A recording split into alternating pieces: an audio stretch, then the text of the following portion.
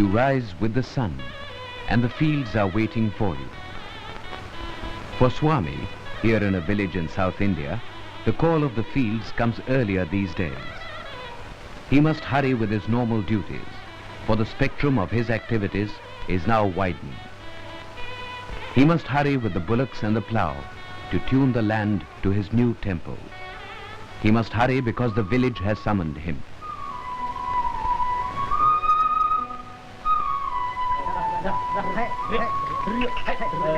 Inda, podu yendri. Shore akano, avan vandiduvan. Seekira soru veema, velila ponum. There is no time to tarry at breakfast either. No time to answer in full mother's questions. Why are you up so early? Why this impatience? I've got to go, mother, to attend a meeting to organize the village volunteer force.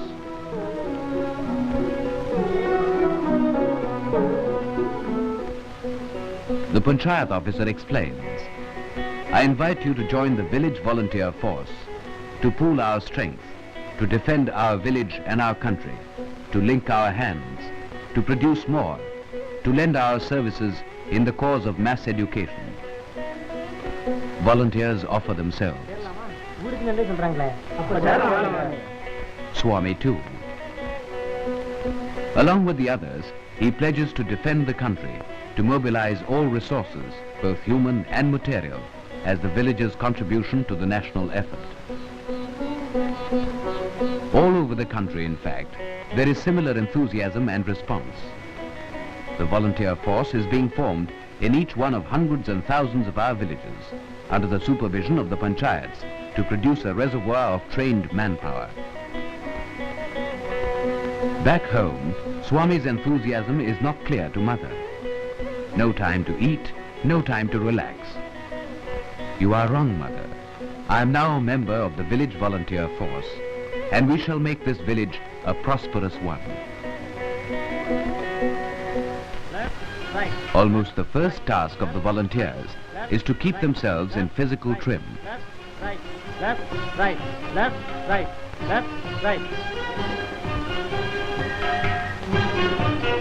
Drill and other exercises under the supervision of coaches mold them into a disciplined body, equipped to take care of the civil defense needs of this village. The exercises are designed to instill a sense of participation in the nationwide defense effort.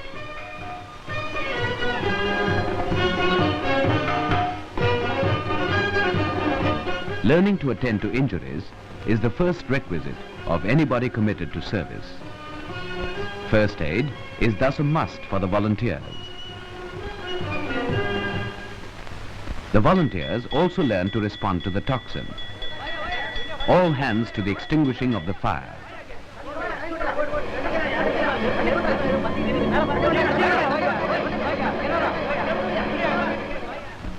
The first step in the mass education program of the volunteer force is the dissemination of correct information. The dangers that threaten the country are explained. People are kept abreast of events. Doubts are cleared.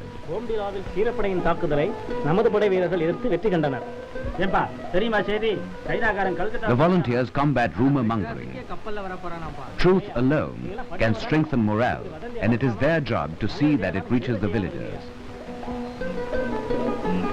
The activities of the force include safeguarding of the lines of communications.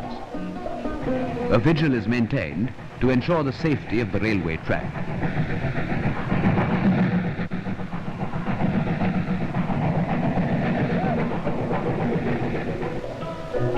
Swami's new phase of activity does not impress mother.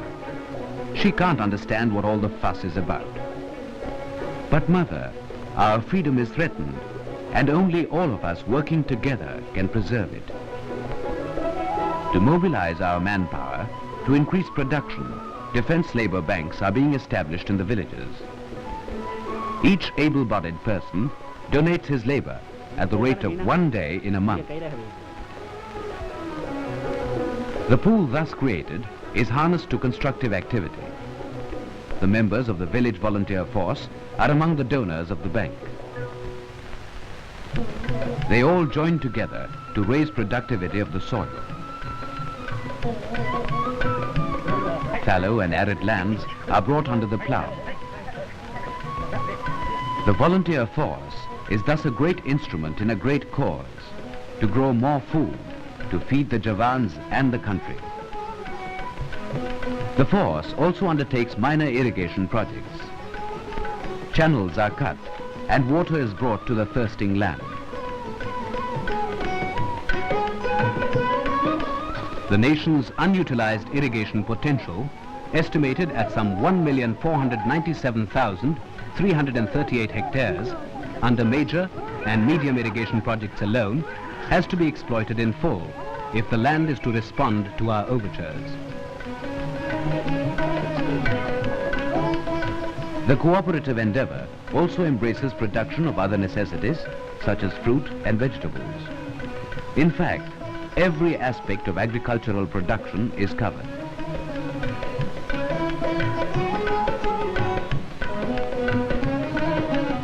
Special schemes relating to dry farming, intensive cultivation, and other measures to raise productivity are now in operation.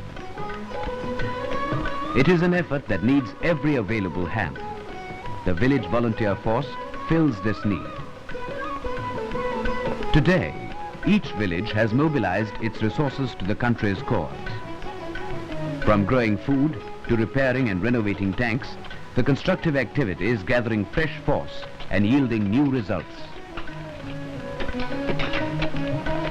Road construction through Shramdan is another activity which will help the country, not only during the present emergency, but bears promise of changing village life for the better. It has been estimated that over 1,000 million rupees worth of Shramdan has gone into development projects between 1952 and 1962. Now the programs are being integrated to achieve the maximum possible impact. All have something to contribute to the cause. Those unable to donate labor come forward with cash. These contributions are invested in productive enterprises such as brick kilns. The integrated program includes development of fisheries. The women's wing of the volunteer force is also active. They look after the families of Javans and the education of the young. And tokens of appreciation and confidence are sent to the Javans. Now what of Swami's mother? This time, friendly pressure is on her to allow her daughter to enroll herself in the village volunteer force. Swami too lends his support. Something clicks. Perhaps the earnestness of the young, perhaps the results achieved so far. The lady gives her approval. Indeed, all over the country, as here in a village in Madras, the village volunteer force is gaining momentum. But it will realize its full potential only when the 200 million adults in village India work in unison.